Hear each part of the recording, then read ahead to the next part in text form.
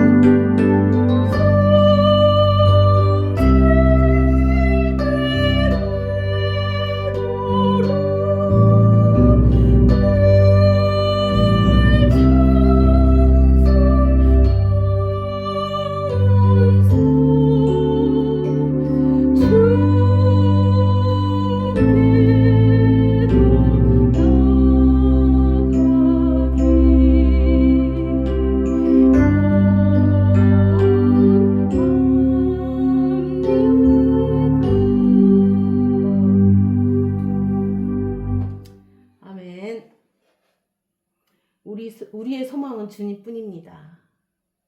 우리의 소망은 저 하늘에 있습니다. 이 땅에 두었던 그 마음들 다 접으시고 오늘 말씀을 들으시면서 저 땅에 소망을 가지시기를 바랍니다. 여러분, 새해에도 우리에게는 사실 원하는 일도 있고 원치 않는 일도 있을 것입니다.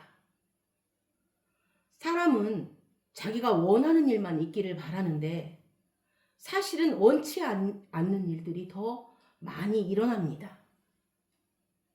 그런데 우리가 성숙해진 일들은 우리의 원하는 일들이 이루어져서 되지 않습니다. 물론 그렇게 해서 되어지는 일도 있겠지만 거의 대부분의 우리의 성숙과 우리의 진보는 원하지 아니하는 일들을 당했을 때 일어납니다. 원하지 않는 일이 일어났을 때 거기에 반응하는 나라는 존재와 또 그렇게 반응하는 나에 대해서 반응하시는 하나님의 일이 그곳에서 함께 되어짐으로 하나님의 뜻이 이루어집니다. 그것을 성경에서는 모든 일이 협력하여 선을 이룬다 할 때 바로 그 모든 일에 해당하는 일이 됩니다. 우리 송구영신 예배 때 말씀 들었죠? 모든 일. 여러분, 결혼식 주례사를 보면 대부분 그냥 싸우지들 말고 잘 살라고 합니다만 저는 그 반대입니다. 부부는 반드시 싸울 거라고 예언하고 싶습니다. 그런데요, 여러분, 싸워도 그리스도를 만나면 되는 겁니다. 여러분, 안 싸우고 그리스도를 만나지 못하는 부부들보다 싸워도 그리스도를 만나면 되지 않겠는가요? 우리는 원하는 일만 일어나지 않습니다. 올해도 제가 이게 첫 예배인데 여러분들이 원하는 거, 또 여러분들이 꿈꿔오던 것들이 다 이루어져서 그 부요함과 풍성함을 누리면서 사시길 바랍니다 라고 말한다면 다들 아멘하고 좋겠지만 저는 차마 그 말을 못하겠습니다. 여러분, 올해에도 우리는 뜻하지 않은 많은 일들이 일어납니다. 내가 계획하지 않은 일도 일어납니다. 또 내가 계획했던 일들이 진행이 잘 안 되는 것도 경험하게 됩니다. 우리는 늘 화목하기를 원하지만 때로는 갈등에 놓이기도 하고 때로는 자기 아픈 가슴을 끌어안고 형제와 또 형제가 보지 않고 오랜 시간을 등을 마주하면서 살아야 되는 일도 생길 수 있습니다. 실제로 그런 일들이 있습니다. 우리는 용서하기를 원하지만 용서보다는 증오가 먼저 튀어나오고 나도 남들에게 인정을 받고 싶지만 어쩌면 많은 사람들에게 혐오와 증오의 대상이 될 수도 있다는 겁니다. 이런 것들을 성경에서는 모든 일이라고 합니다. 모든 일이 협력하여 선을 이룬다. 그러나 감사한 것은 이 모든 일에 대하여 좋은 일이든 나쁜 일이든 내가 원하는 일이든 원하지 않는 일이든 이 모든 일에 대하여 하나님께서는 절대로 외면하시지 않는다는 사실입니다. 이 모든 일이 하나님에게서는 당신의 뜻을 이루는 도구가 될 수 있다는 겁니다. 우리 오늘 첫 예배인데 이 첫 예배에서 하나님께서 우리에게 주시고자 하는 말씀을 듣는 시간이 되시기를 주 예수의 이름으로 축원합니다. 본문 요한복음 21장 18절입니다. 요한복음 21장 18절입니다. 내가 진실로 진실로 내게 이르노니 내가 젊어서는 스스로 띠띠고 원하는 곳으로 다녔거니와 늙어서는 내 팔을 벌리리니 남이 내게 띠띠우고 원하지 아니하는 곳으로 데려가리라. 오늘 본문이에요. 이 본문을 그냥 마음속에 접어두시고 다시 시편 1장 3절을 보시겠습니다. 그는 시냇가에 심은 나무가 철을 따라 열매를 맺으며 그 잎사귀가 마르지 아니함 같으니 그가 하는 모든 일이 다 형통하리로다. 이게 지금 복 있는 자인데요. 복 있는 사람이 이렇다는 겁니다. 다시 한번 읽을까요? 그는 시냇가에 심은 나무가 철을 따라 열매를 맺으며 그 잎사귀가 마르지 아니함 같으니 그가 하는 모든 일이 다 형통하리로다. 여기 보면 이게 복 있는 자인데 복 있는 자가 식물이라는 겁니다. 여러분, 동물이 아니라 식물이라는 겁니다. 조금만 생각해 봅시다요. 식물은 스스로 살지 않습니다. 식물은 누군가에 의해서 삽니다. 누군가에 의해서 심겨지고 누군가에 의해서 계속 공급이 된다는 겁니다. 그냥 누군가만 계시면 됩니다. 자기를 위해서, 자기 한 끼니의 양식을 위해서 땀을 흘리고 다니는 그런 동물 같은 존재가 아니라는 겁니다. 복 있는 자는 바로 그 누군가에 의해서 살아가는 존재입니다. 그렇죠? 그런데 그 누군가가 굉장히 관계가 있는 존재입니다. 애초에 이 관계를 시작한 존재입니다. 이 나무가 나무 되게 하신 분이고 이 씨를 뿌리신 분입니다. 또 이 나무를 탄생시킨 분입니다. 그분으로부터 출발했기 때문에 그분 안에서 책임져지고 그분 안에서 자라나갈 겁니다. 그게 바로 복된 자라는 겁니다. 내가 나의 삶을 책임지는 삶이 아니라 그분과의 관계 안에서 살아가는 자들입니다. 그게 복된 자라는 겁니다. 우리 어려서부터 찬양 많이 했죠.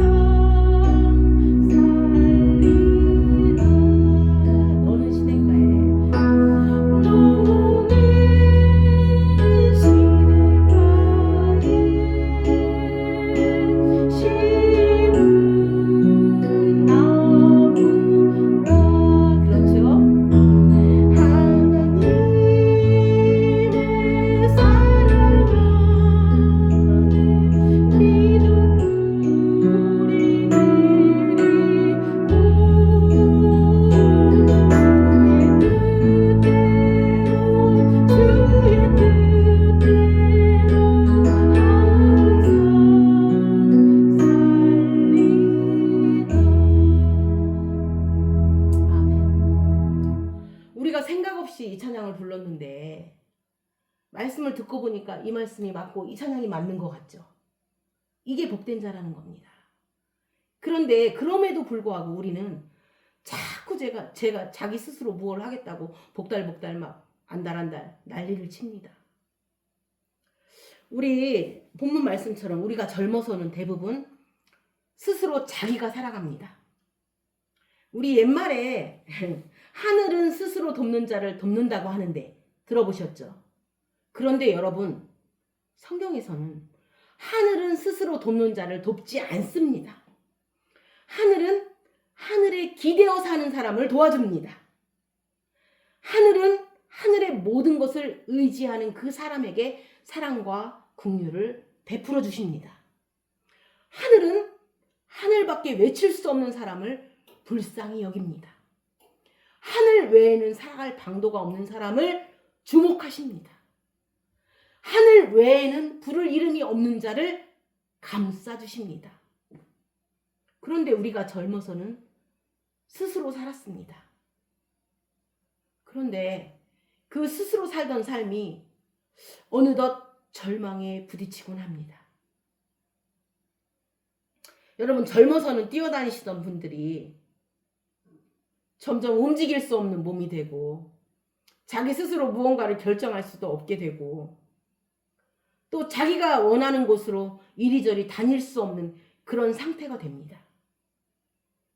그러면 그게 사람들이 말하는 저주받은 사람이라는 건가요? 자기 뜻대로 못하는 사람이 저주받은 사람인가요? 그렇지 않습니다.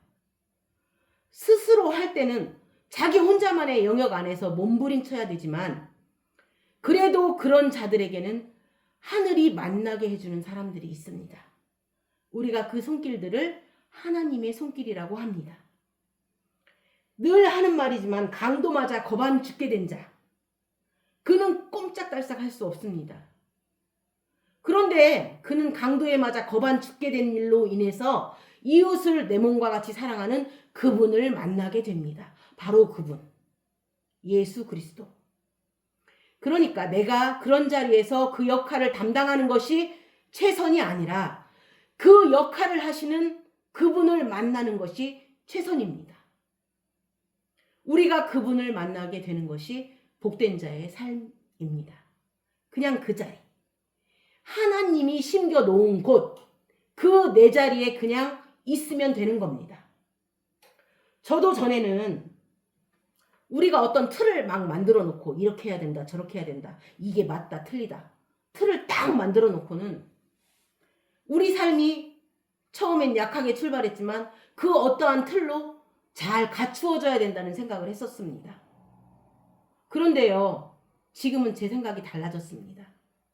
지금은 하나님이 시작한 거고 하나님이 출발시켰고 하나님이 그 장소에 있게 하셨고 이거 딱 나무 같은 겁니다. 하나님이 어떨 때는 이렇게 옮겨놓기도 하는 나무 같은 겁니다. 그분이 우리를 있게 했고 그분이 우리를 옮겨 다니게 했고 그분이 오늘 이런 환경 속에서 살게 했고 그분이 이런 부모 밑에 있게 했고 그분이 이런 곳에 있게 했고 전부 다 그렇게 된 겁니다. 그래서 결국 그분은 우리를 특별히 다른 곳에다 데려다가 어떤 전형적인 틀에 집어넣고 대량 생산하시려는 게 목표가 아니라 그분의 뜻은 당신이 출발하게 한 이 모습 안에서 당신의 꿈을 마음껏 펼치시는 것이 하나님의 뜻임을 깨닫게 되었습니다. 하나님은 우리 모습이 어떠하든지 상관없이 우리 각자의 모습 안에서 하나님의 뜻을 이루실 겁니다. 이거 너무 아름다운 겁니다. 상상할 수 없을 만큼 다양하고 기대가 되는 겁니다.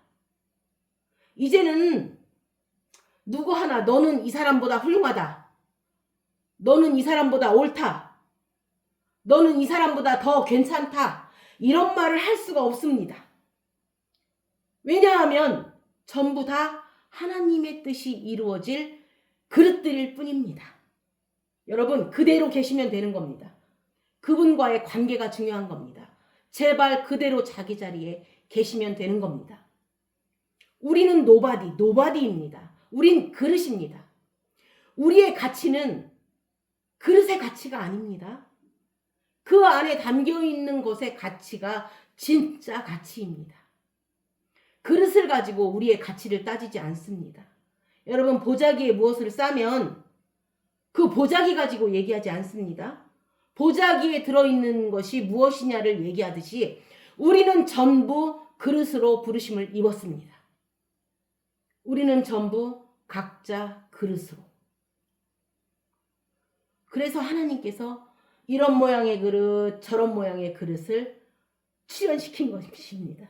그리고 이 그릇을 여기에다 놔두고 또 저 그릇을 저기에다 놔두고 이 사람과 저 사람을 만나게 해주고 때로는 잠시 떨어져 있기도 하고 한때는 다 같이 모여서 공동체가 되기도 하고 이거 저거 모두 다 하나님이 하신 일입니다.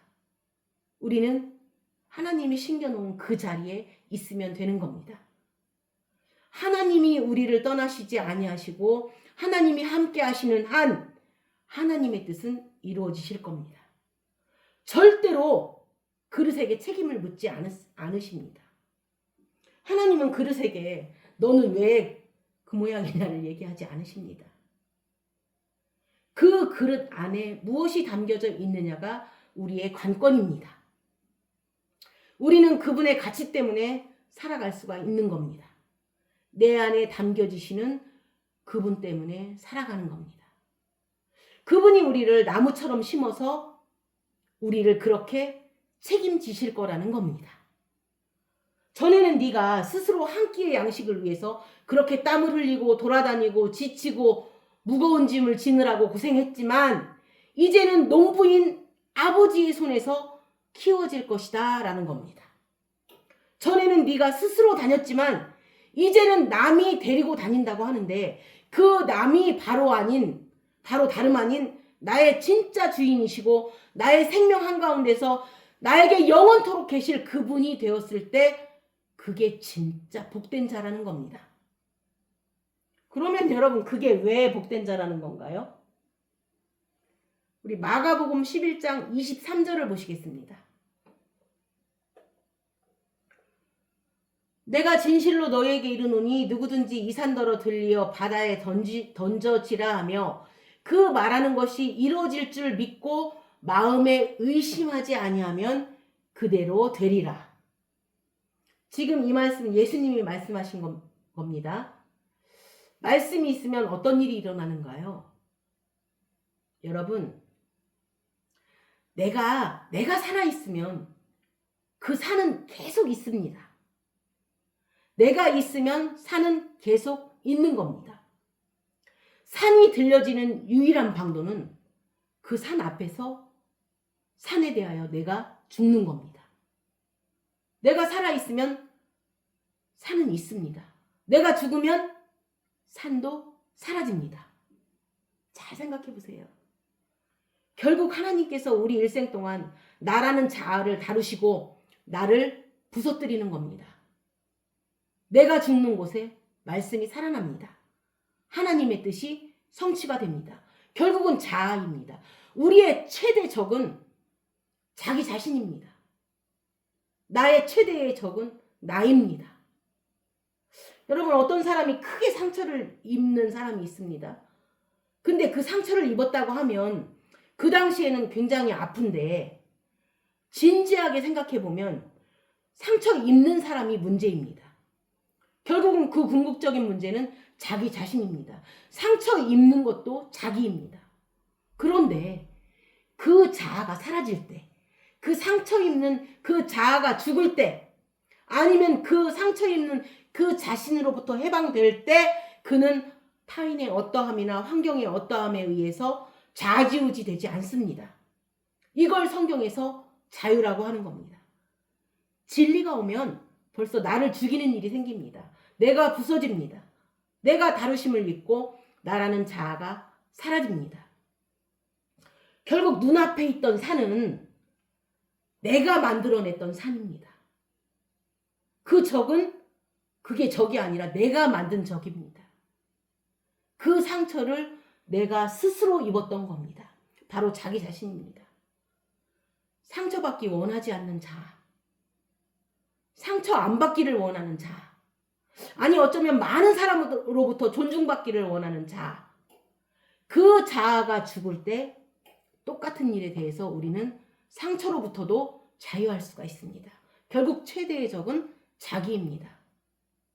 여러분 남은 타인은 다른 사람은 잘 생각해 보세요.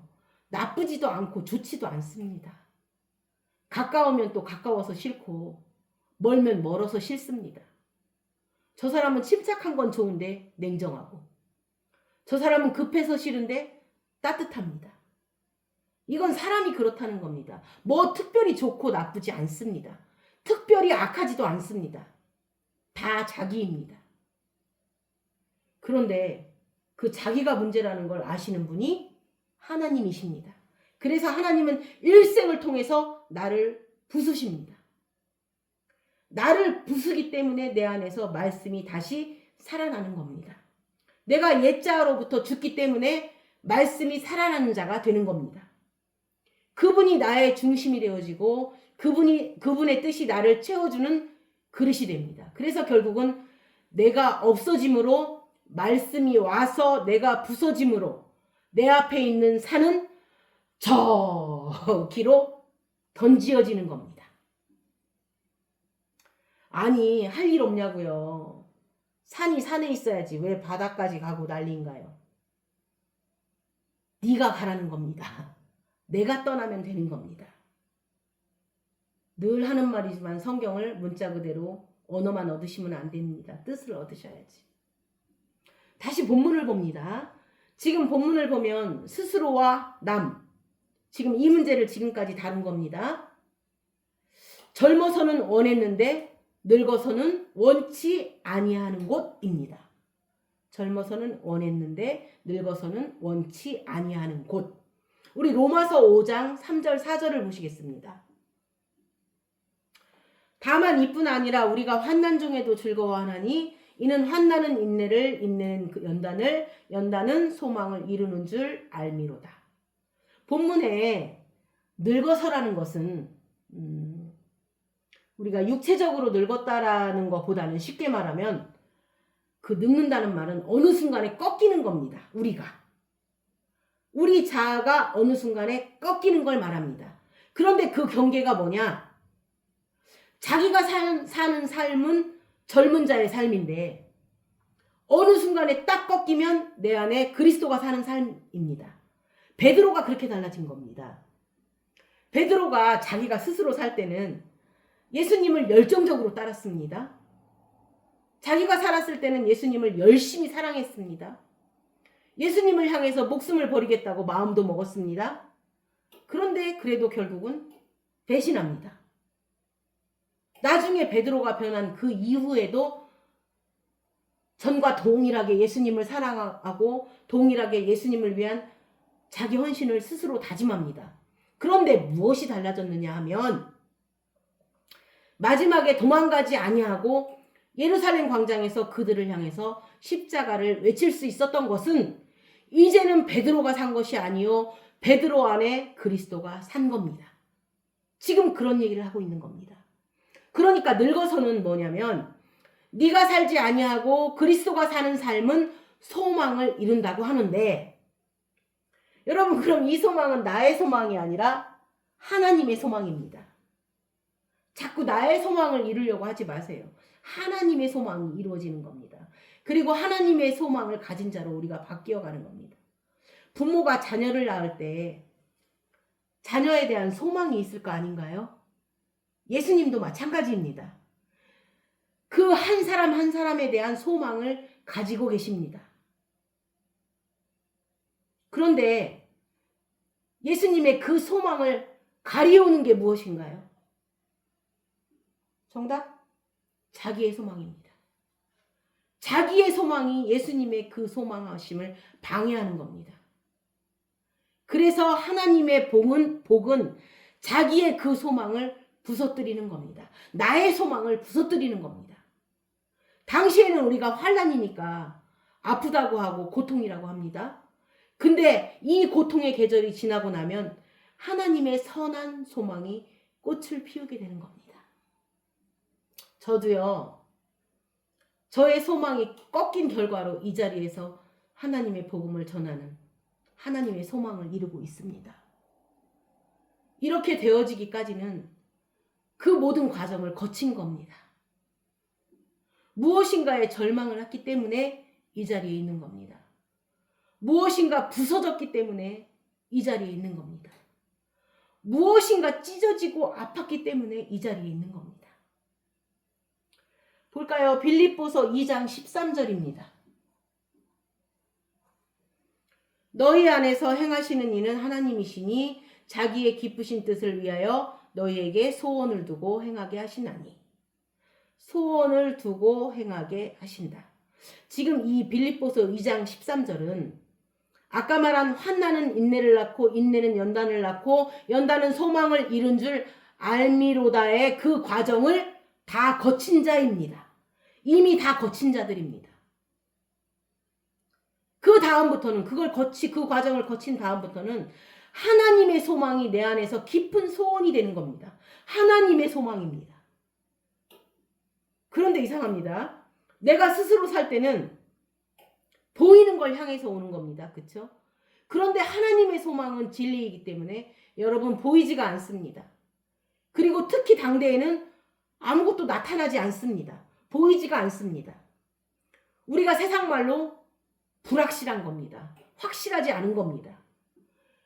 그런데 우리는 보이는 걸 향해서만 왔다는 말입니다.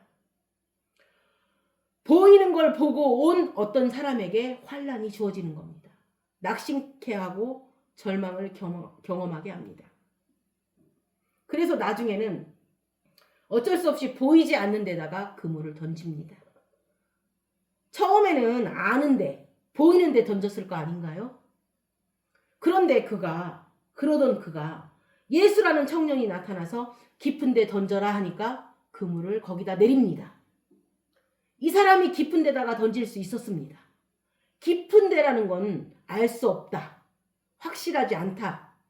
보이지 않는다는 겁니다. 그런데 어떻게 깊은 데 던질 수 있었는가요? 보이는 데서, 자기가 아는 데서 절망을 했기 때문입니다. 보이는 데서 했던 일들이 좌절되었기 때문에 안 보이는 쪽에다 던질 수 있게 된 겁니다. 보이는 쪽에 던질 때는 거기서는 계속 낙담했습니다. 그런데 안 보이는 데 던지는데 막 신이 납니다. 내가 알 수도 없는 곳에다가 그물을 던진다는 것은 불안한 거 아닌가요? 알 수 없는 데다 그물을 던진다는 것은 이게 또다시 헛된 일이 되지 않을까? 두려운 거 아닌가요? 그럼 여기서 절망했던 자가 안 보이는데 그물을 던지는데 이전에 아는 곳에서 그물을 던졌던 때보다 자기도 모르는데 더한 기쁨이 막 솟아난다는 겁니다. 왜요? 하나님께서 약속했기 때문입니다. 하나님의 소원이 이루어질 때는 내 안에서 깊은 소원이 될 것이다 라는 겁니다. 아무도 모르기 때문에 저와 여러분들이 깊은 데다가 그물을 던질 수 있는 사람으로 변해가는 겁니다. 왜요? 기쁨이 있기 때문에. 기쁨이기 때문에. 사실은 세상 사람들 말로 하면 우리는 바보 같은 사람들입니다. 그런데 하나님의 소원이, 하나님의 소망이 이루어지는 형태가 다 그렇게 나타나는 겁니다. 도대체 하나님이 우리를 인도해 나갈 것인가? 믿음이 생기죠. 주께서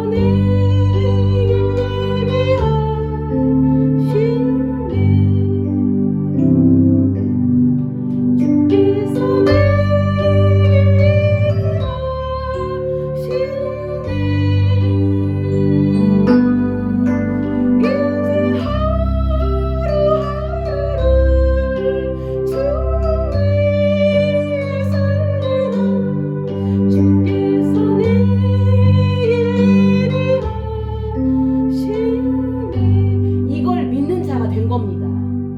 그래서 바뀌어요. 나 이제 주를 따라가려네. 내가 살지 않습니다. 나 이제 주를 따라가려네. 가는 길이 바뀌어요. 세상 죄를 버리고 생명길을 찾았네. 나 이제 주를 따라가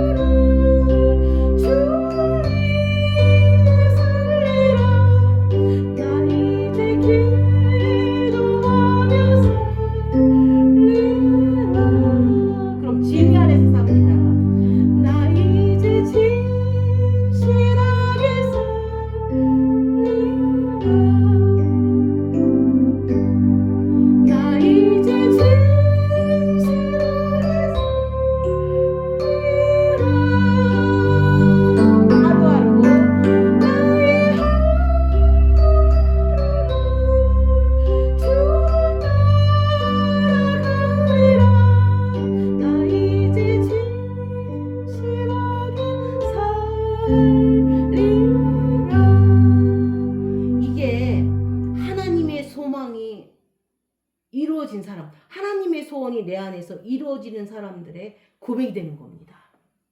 분명한 겁니다. 우리는 알 수 없는 데다가 그물을 던지는 삶을 살게 되어 있습니다. 그래서 이제 많은 계획을 가지고 사는 게 아니라 하루하루 주신 대로 그날을 살아가는 겁니다. 깊은 데다가 그물을 던지고 또 보이지 않는 곳에 그물을 던집니다. 그런데 아는 데 던졌을 때보다 깊은데, 보이지 않는데, 불확실한데, 알 수 없는데 거기에 던지는 그 자체가 어떤 힘에 의해서 움직여집니다. 그분이 나를 드라이브 할 때는, 그분이 나를 이끌고 갈 때는 어떤 보이지 않는 힘, 그 안에는 기쁨의 요소가 있다는 겁니다. 희락. 그 안에는 안식이 있고 그 안에는 염려가 사라질 수 있다는 겁니다. 여기에 함께 수긍하는 사람을 자유한 사람이라고 하는 겁니다.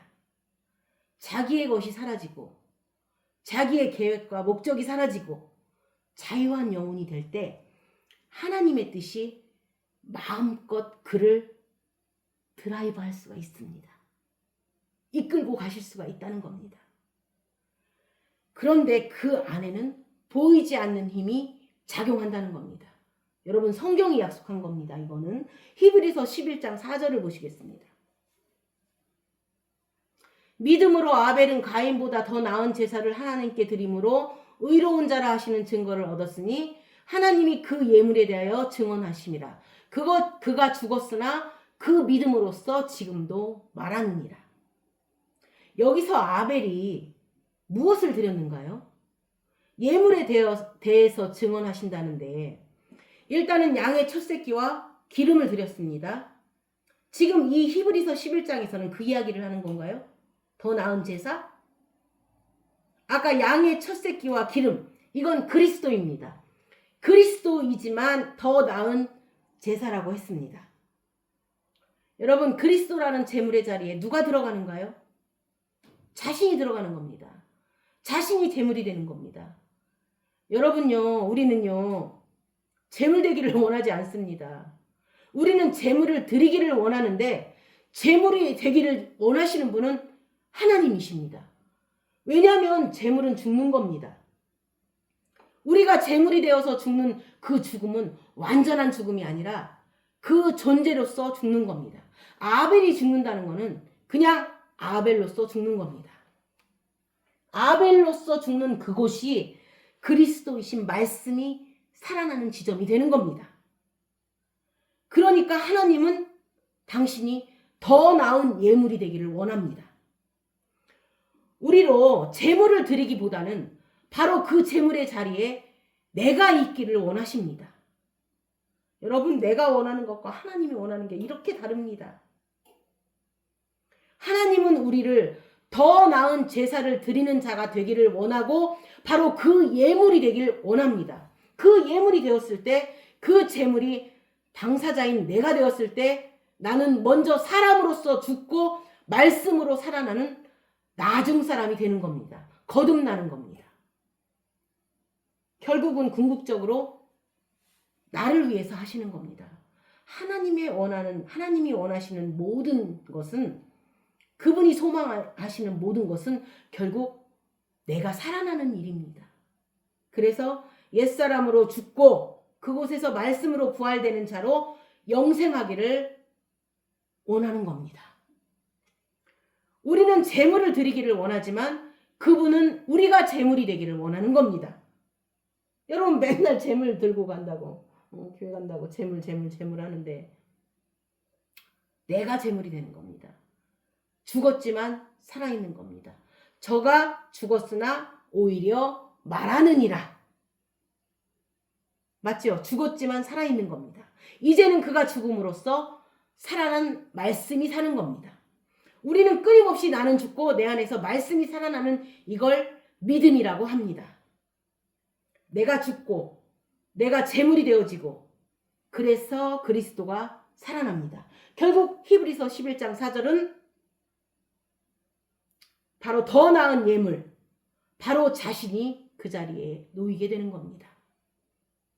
우리 그 다음 본문 그 다음 절 볼까요? 스스로가 남으로 변하고 원하는 것이 원치 아니하는 것이 되고, 그쵸? 스스로가 남으로 변하고, 그쵸? 그 다음에 원하는 것이 원치 아니하는 것이 되고, 이제 세 번째를 보는데 마지막으로는 다녔습니다.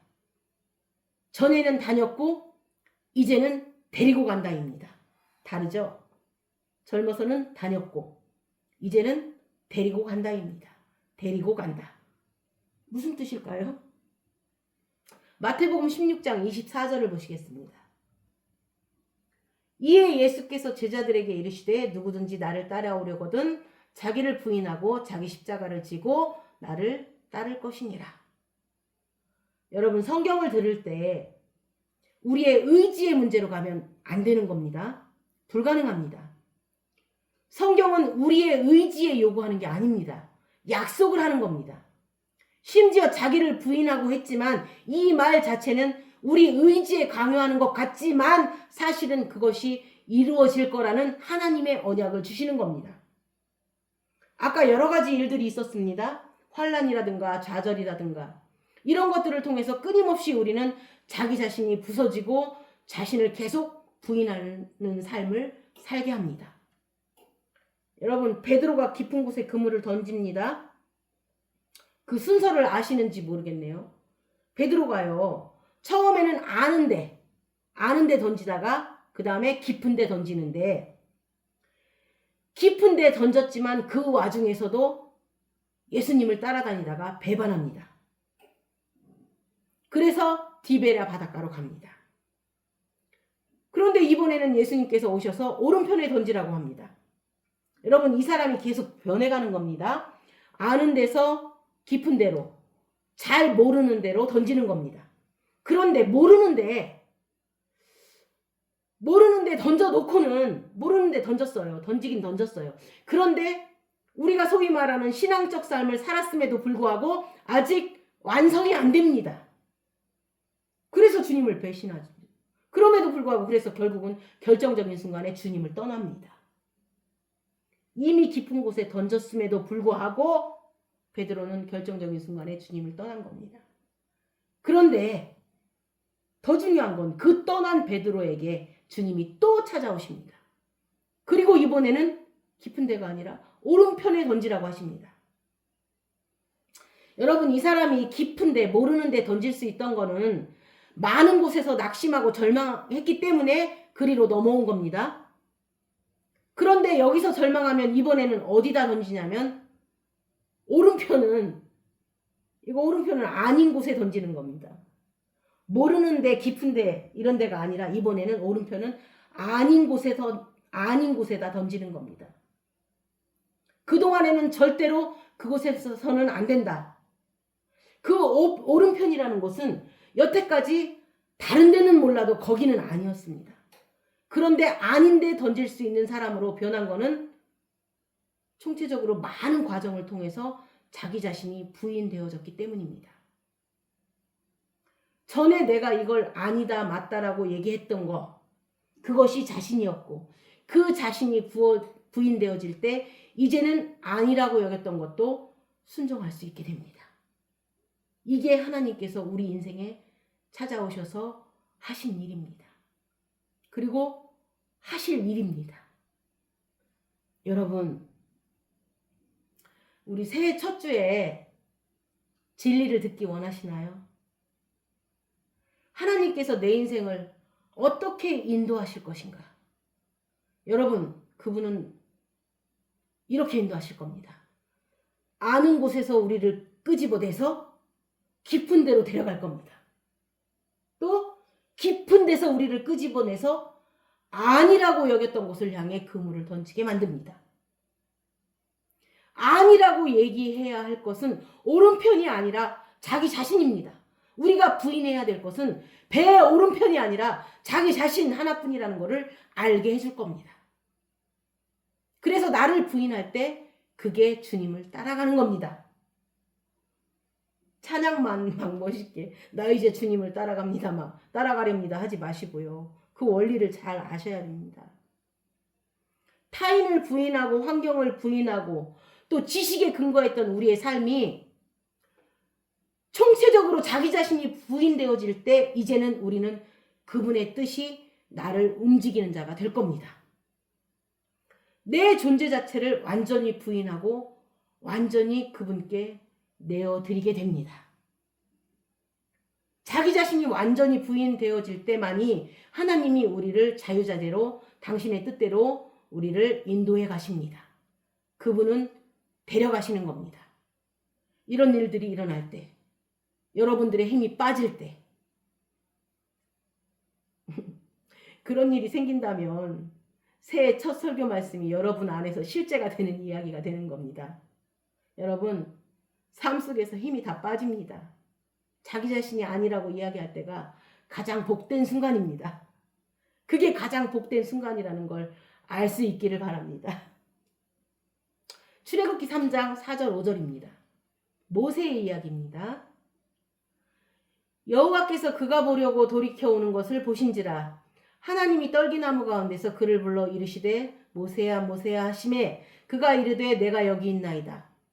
하나님이 이르시되 이리로 가까이 오지 말라. 네가 선 곳은 거룩한 땅이니 네 발에서 신을 벗으라. 신을 벗으라고 하면 여러분, 옛날에는 흙바닥에 살았으니까 신이 더러워지니까 감히 하나님 계신 곳에서 더러운 신발 신고 다니면 안 된다고, 그래서 안 된다고 생각해서 벗는 줄 알았는데 아닌 거 아시죠? 네 신발 더러우니까 거기서 신발 벗어라. 이거 아닙니다. 여러분 신발은 행선지가 있는 사람이 신는 겁니다. 신발은 행선지가 있는 사람이 신고 목적지가 있는 사람이 신는다는 겁니다. 그러면 신을 신는 게 그거면 신을 벗는다는 건 뭔가요? 그곳이 목적지라는 것입니다. 목적지에 왔으니까 신발을 벗는 겁니다. 신발을 벗는다는 것은 그곳이 목적지가 된다는 겁니다. 보세요. 우리가 길을 다닙니다. 그런데 거의 무엇이 나로 이 길을 택하게 하는가요? 하나님의 뜻이 아니라 나의 욕심이 나를 그렇게 몰고 가는 겁니다. 성경대로 하면 우리의 욕심이 나를 끌고 다닌다고 합니다. 우리 욕심 때문에 내가 그 길을 결정하고 다녔던 겁니다. 그런데 어느 날 나에게 길이 필요 없어지는 때가 옵니다. 내가 있는 그곳이 최종 목적이 될 때가 옵니다. 중요한 건 그곳에 그분이 계시면 그것이 목적이고 그곳이 가장 거룩한 곳이 됩니다. 내가 거룩한 곳을 향해서 찾아와서 그렇게 거룩해진 것이 아니라 가장 거룩하신 분이 내가 있는 그곳에 오심으로 그곳이 거룩해집니다. 그래서 네가 선 땅은 거룩하다는 것은 하나님이 모세에 있는 그 자리를 거룩하게 하시는 겁니다. 모세가 있는 그 땅이 거룩한 게 아니라 모세가 있는 곳이기 때문에 거룩한 겁니다. 왜냐하면 모세에게는 하나님의 찾아오심이 있기 때문입니다. 결국은 그분의 최종 목적은 올해 새해에도 나에게 찾아오셔서 나를 데리고 다닐 겁니다. 당신의 기쁜 뜻을 위해서 나를 데리고 다니기 때문에 항상 내가 있는 곳에 그분이 계실 겁니다. 그래서 내가 어디를 가든 신발을 벗어야 됩니다. 나의 목적을 향한 신발을 벗어버리고 그곳이 가장 거룩한 곳이 되게 하기 위하여 하나님, 우리를 떠나지 마세요. 하나님은 우리를 떠나지 아니하실 겁니다. 하나님의 목적은 우리를 이렇게 해서 하나님께서 어떤 사람으로 만드는 것이 목적이 아니라 우리가 있는 곳에서 우리를 거룩하게 만들 겁니다. 우리를 출발시켰고 우리를 이곳에 있게 하셨고 이런 삶 속에 집어넣으신 것은 그 안에서 단지 가장 중요한 요소인 하나님이 그곳에 계셔서 하나님이 거룩한 자가 그곳에 오셔서 그 모양 그대로 거룩하게 만드는 것이 하나님의 뜻입니다. 그래서 우리의 삶은 받아들이는 삶입니다. 그것이 가장 성숙한 삶입니다. 요셉이 나중에 자기를 죽이려던 형제들에게 당신들은 나를 죽이려 하였으나 하나님께서는 이것을 선으로 바꿔서 만민을 구원하게 하셨습니다. 라고 고백을 하는데 그건 요셉이 자기의 삶을 받아들인 겁니다. 그는 어느 날 상상치도 못했던 구덩이가 기다리고 있었고, 상상치도 않은 인신매매, 노예로 팔려가고, 상상치도 않은 억울한 옥살이를 합니다. 그 안에서도 언제 죽을지 모르는 그런 어려운 삶을 삽니다.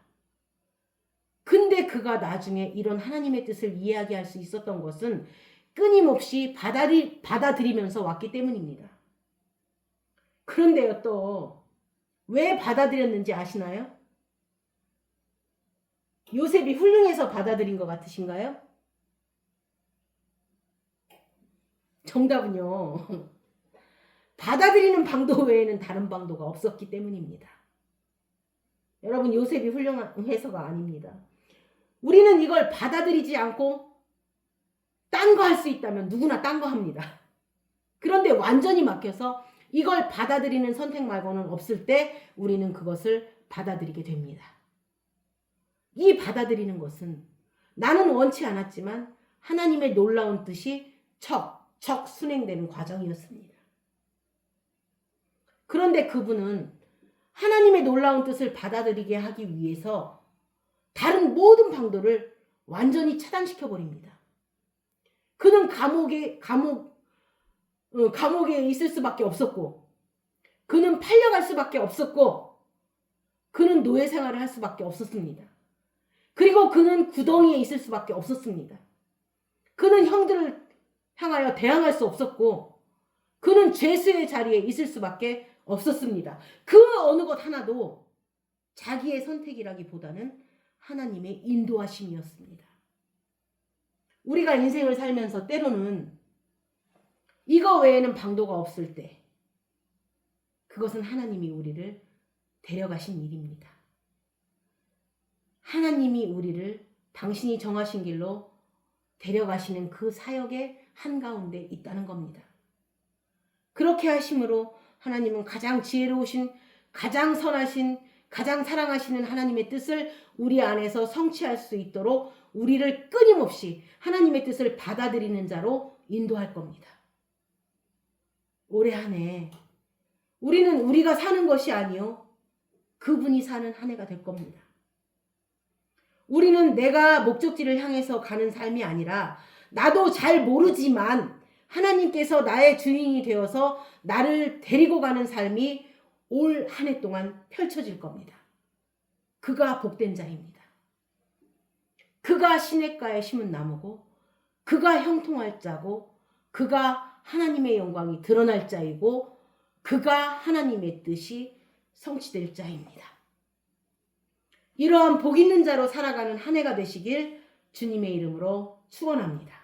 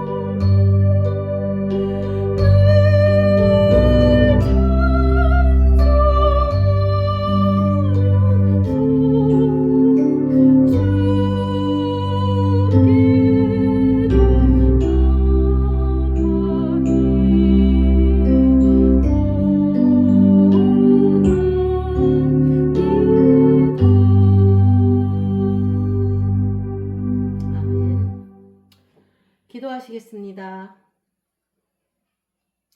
살아계신 하나님, 나의 하나님, 나의 아버지, 우리에게 또 다른 한 해를 허락해 주셔서 감사합니다. 지난 한 해도 우리를 용서하셔서 살았습니다. 올해도 용서하여 주옵소서. 지난 한 해 베풀어 주셨던 긍휼하심을 올해도 우리에게 내려주실 것을 믿습니다. 지난 한 해 베풀어 주신 하나님의 따뜻한 인도하심이 올해에도 있게 하여 주옵소서. 우리는 날마다 마음을 먹지만 무엇 하나 자신할 수 없는 존재입니다. 우리는 연약합니다. 그래서 우리는 하나님의 인도하심과 보호하심이 필요한 자들입니다. 하나님 외에는, 만군의 여호와의 이름 외에는, 예수 그리스도의 이름 외에는 부를 이름이 없는 자들이오니 우리가 당신의 이름을 부를 때 하나님의 뜻을 마음껏 펼쳐 주옵소서. 당신의 선한 뜻을 펼치시고 우리는 오직 그릇이 되어서 당신의 선한 일만, 당신을 사랑하는 일만, 살려주는 일만 풍성하게 담기는 한 해가 되게 하여 주옵소서. 비록 연약한 그릇이지만 말씀이신 그리스도를 풍성히 담아 그것이 넘쳐남으로 많은 영혼들에게 열매까지 되어지는 귀한 한 해가 되게 하여 주옵소서. 감사드리며 예수님의 이름으로 기도드렸습니다. 아멘.